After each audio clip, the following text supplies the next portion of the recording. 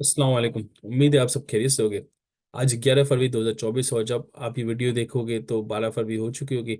आज की हमारी प्रेजेंटेशन बेसिकली पोस्ट इलेक्शन के बाद इलेक्शन के बाद जो स्ट्रैटेजी होनी चाहिए, क्या कौन से शेयर्स को बाय करना चाहिए, किसको अवॉइड करना चाहिए, कौन से शेयर्स जो अच्छी वैल्यू ऑफर कर सकते हैं उन पर नज़र रखनी चाहिए, उस इस बारे हवाले से जिक्र है। पहले मार्केट का थोड़ा सा ब्रीफ ओवरव्यू बताऊंगा कि क्या आया, कि इलेक्शन में क्या हुआ हो, फिर और कोई चीज़ें जो मार्केट को इम्पैक्ट करेगी आने वाले दिन के लिए और आने वाले हफ्ते के लिए। तो इस पे बड़ा ब्रीफ डिस्कशन होगा।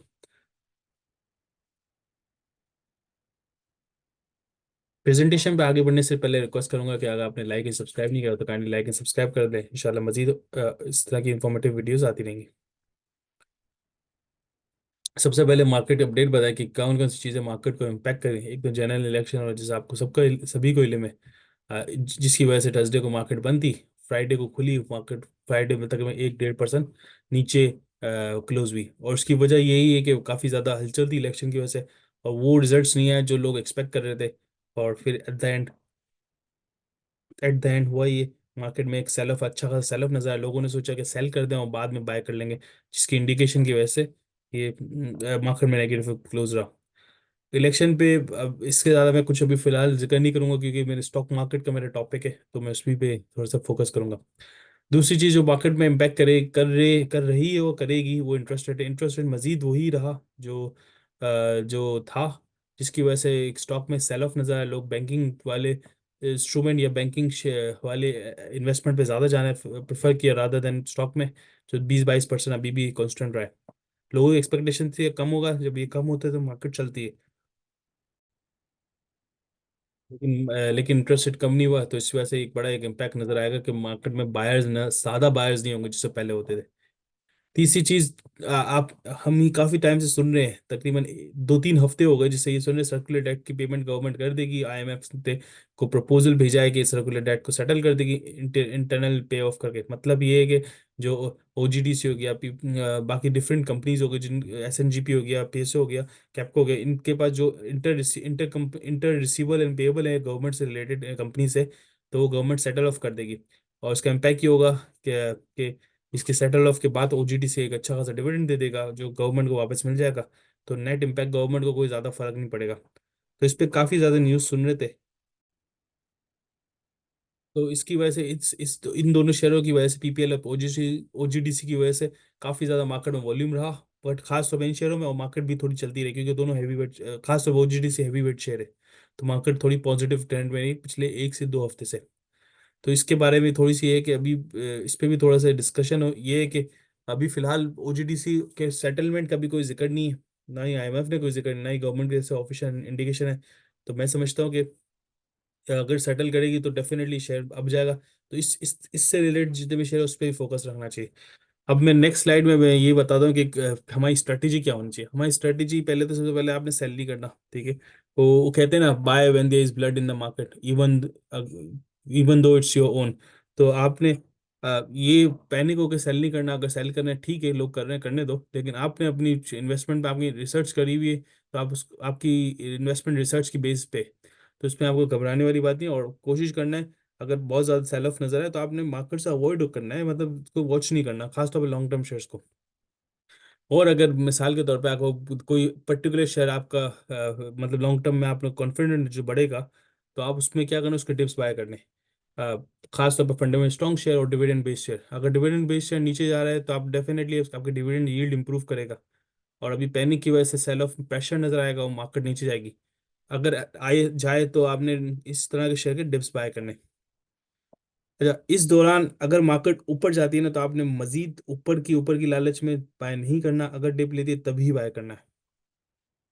बाकी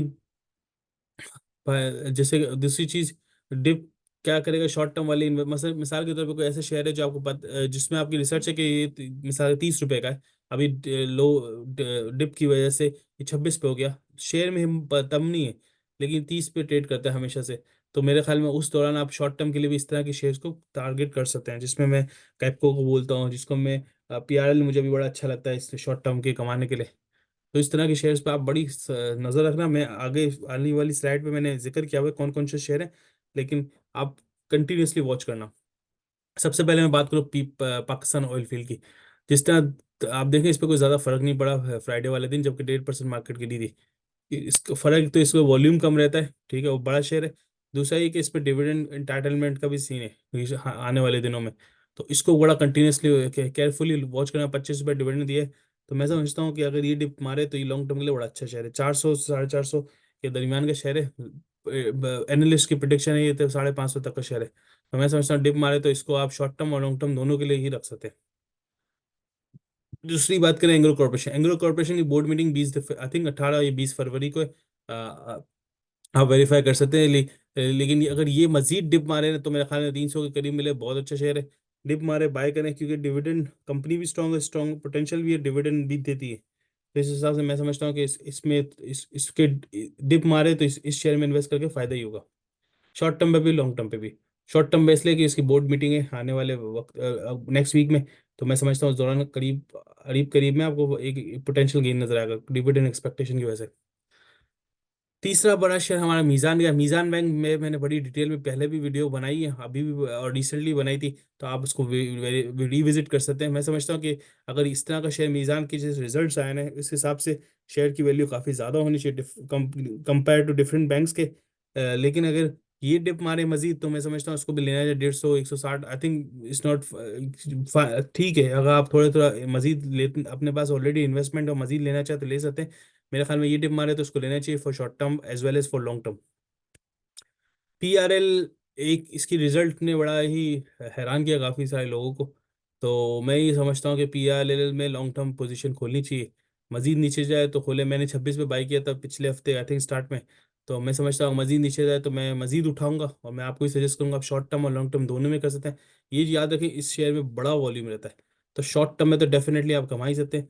लॉन्ग टर्म में मेरी मेरी प्रिडिक्शन है कि 1 से 1.5 साल रखना पड़ेगा, तो आपको एक तकरीबन 40 45 तक का पहुंच जाएगा। आप ये वीडियो रिकॉर्ड कर सकते हैं, फ्यूचर में देख सकते हैं। मुझे इंडिकेशन है कि 40 50 50 के करीब होना चाहिए। इसकी सीधी सीधी वजह ये है कि इसका प्रॉफिटेबिलिटी जो पहला एक ईपीएस था अब 10 ईपीएस है। तो इस हिसाब से आप देखें 10 का अच्छी खासा इंक्रीज नजर आया इसके ईपीएस पे भी, प्रॉफिटेबिलिटी पे, ऑपरेशंस पे भी। तो मैं समझता हूँ इसको आप वॉच करना चाहिए कंटिन्यूसली, और इसको शॉर्ट और लॉन्ग टर्म दोनों पे अवेल कर सकते हैं इस पे बेनिफिट। हमारी पेट्रोलियम एक बड़ा शेयर है। और ये उसी के लिए अगर किसी ने ऑलरेडी इन्वेस्टमेंट होल्ड की हुई है तो उसको आप एवरेज आउट कर सकते हैं। लेकिन इसको अभी फ्रेश बाइंग नहीं करना। एक वजह मेरी तो एक ही है कि एक तो उसने अभी डिविडेंड एंटाइटलमेंट का सीन था इसका जो कि इसने दे चुका है। मैं समझता हूँ कि ये शेयर की वैल्यू लॉन्ग टर्म पे 26 से 27 सौ पे हो सकती है, ठीक है। लेकिन आई थिंक इस वक्त इस पॉइंट पे ना ये फिलहाल अभी भी स्टिल हाई है, और मैं समझता हूँ नीचे जाएगा, करेक्शन होगी थोड़ी। तो इस हिसाब से अगर आपका ऑलरेडी होल्डिंग है उससे ऊपर की वैल्यू पे तो आप उसको एवरेज कर सकते हैं अगर नीचे जाए। अगर नहीं है तो मैं नहीं समझता इसको बाइंग सेल करो फिलहाल। इस पे मैंने डिटेल वीडियो बनाई है, आप व्यू कर सकते हैं। नेक्स्ट है millet tractor. Millet tractor recently मैंने अपने पोर्टफोलियो में ऐड किया। एक तो इसकी वजह कंपनी बड़ी स्ट्रांग है, फंडामेंटली स्ट्रांग है इसका। कुछ केसेस चल रहे हैं, डेफिनेटली एग्री करता हूँ, लेकिन स्टिल कंपनी स्ट्रांग है और पोटेंशियल है फॉर कैपिटल गेन। कंपनी में कोई भी केसेस चल रहा है मुझे गेन से मतलब है। एक तो एक ऐसा इन्वेस्टर तो मैं यही देखूंगा ना, कंपनी केसेस तो साला साल चलते रहेंगे। ऐसा थोड़ी आज ही कल अनाउंस हो जाए कि खत्म हो रहे हैं वो केसेस या उस पर डिफॉल्ट करेंगे, ऐसा नहीं। तो मैं समझता हूँ इसको इस शेयर में इन्वेस्टमेंट रखनी चाहिए। और ये मेरे मेरी व्यू के मुताबिक आई थिंक इस 700 के करीब का शेयर है। तो डेफिनेटली कैपिटल गेन भी देता है और बोनस और डिविडेंड भी देता है। तो I think in this mindset के ये देता है। तो आप मुझे मेरे ख्याल में थोड़ा सा आपको होल्ड करना चाहिए इस शेयर को। अगर मजीद फ्रेश होल्डिंग करनी है आई थिंक डिप का फायदा उठाए, अगर डिप मारता है, अगर फ्रेश होल्डिंग करनी है। अगर ऊपर जाता है तो आई डोंट थिंक सो उसको बाय करना चाहिए फिलहाल। नेक्स्ट है पीएसओ। पीएसओ मेरा लॉन्ग टर्म का शेयर नहीं है फंडामेंटली। उसकी फाइनेंशियल वगैरह सब अच्छी है, लेकिन इसका कैश नहीं है, लिक्विडिटी चैलेंजेस है। गवर्नमेंट सर्कुलर डेट का बड़ा है अच्छा खासा हिस्सा गवर्नमेंट सर्कुलर डेट की वजह से रिसीवेबल खड़ा है इसके पास। तो मैं समझता हूँ इस अगर सर्कुलर डेट को सेटल करेगा तो डेफिनेटली इसको फायदा होगा, एक चीज़। दूसरी चीज़ ये 164 में फिलहाल ट्रेड कर रहा है, और मैं समझता हूँ शॉर्ट टर्म में इसमें 170 तक जा सकता है, 170 180 के करीब। तो इसको कंटिन्यूसली और केयरफुली आप वॉच करें। और अगर इस ये मजीद डिप मारे आई थिंक 160 150 पे जाए तो डेफिनेटली वर्थ पाएंगे इट। तो आप इसको शॉर्ट टर्म के लिए, लॉन्ग टर्म के लिए बिल्कुल नहीं फिलहाल, बिल्कुल नहीं। बाकी ये है ऑर्गेनिक मीट। इस पे मैंने काफ़ी डिटेल वीडियो बनाई है, आप जाके देख सकते हैं। ऑर्गेनिक मीट लॉन्ग टर्म का शेयर है। डिप मारे आई थिंक इसको होल्ड करें, और आई थिंक 6 महीने 1 साल के लिए होल्ड करें। इंशाल्लाह ये तक 20 25 25 ईजिली जा सकता है। कैपको, हाँ, ये मेरा फेवरेट शेयर होता था किसी जमाने तक। अब मेरे ख्याल में मैं इसको थोड़ा सा, मैं इसमें डिसइन्वेस्ट कर रहा हूँ, निकाल रहा हूँ अपनी इन्वेस्टमेंट शेयर से। इसकी वजह एक तो फाइनेंशियल सेक्टर का ये इसका रिटर्न से फाइनेंशियल वो इंटरेस्ट इनकम है, और ये प्रॉफिट इनकम है वो फाइनेंस बेस्ड अरेंजमेंट से। फाइनेंशियल तो मैं समझता हूँ इसका ऑपरेशन है नहीं, इसका थोड़ा ऑपरेशन में डाउटफुल है, लेकिन अच्छा खासा डिविडेंड देता है। तो मैं समझता हूँ अगर ये डिप मजीद मारे तो इसको उठाओ शॉर्ट टर्म के लिए, और शॉर्ट टर्म के बाद इसका इसके बाद मूव ऑन करो। स्टिल ये डिविडेंड बहुत अच्छा खासा देता है, तो मैं मेरे ख्याल में किसी ने लॉन्ग टर्म में रखना है तो भी बुरा नहीं। डिप ले तो लाजमी उठाओ, और डिप ना ले तो फिर आप आई थिंक इसको वेट करो डिप का। डिप लेगा, लाजमी लेगा।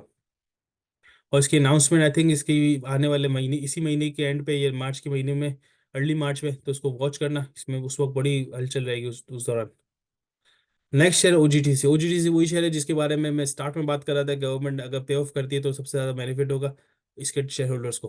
तो एक्सपेक्टेशन ये है कि ओजीटीसी तकरीबन 50-60 रुपए तक का भी डिविडेंड दे सकती है, अगर इस सर्कुलर डेट को पे करे, या इससे ज़्यादा भी दे सकती है। तो आप इसको वॉच करें कंटिन्यूसली। आई थिंक ये नीचे जाए तो लाजमी इसको उठाए, इसमें वॉल्यूम बहुत ज़्यादा रहता है, तो शॉर्ट और लॉन्ग टर्म दोनों ही बेनिफिट उठा सकते हैं। तो इस तरह के शेयर अगर डिप मारे तो लाजमी आप इसको स्लोली स्लोली एक्यूमुलेट करें, और फिर आप ऊपर जाए तो आप बेच दें। वॉल्यूम बहुत ज़्यादा है तो कोई टेंशन ही नहीं है। Colgate Palmolive is blue chip, इसमें ज़्यादातर ट्रेडिंग होती नहीं है।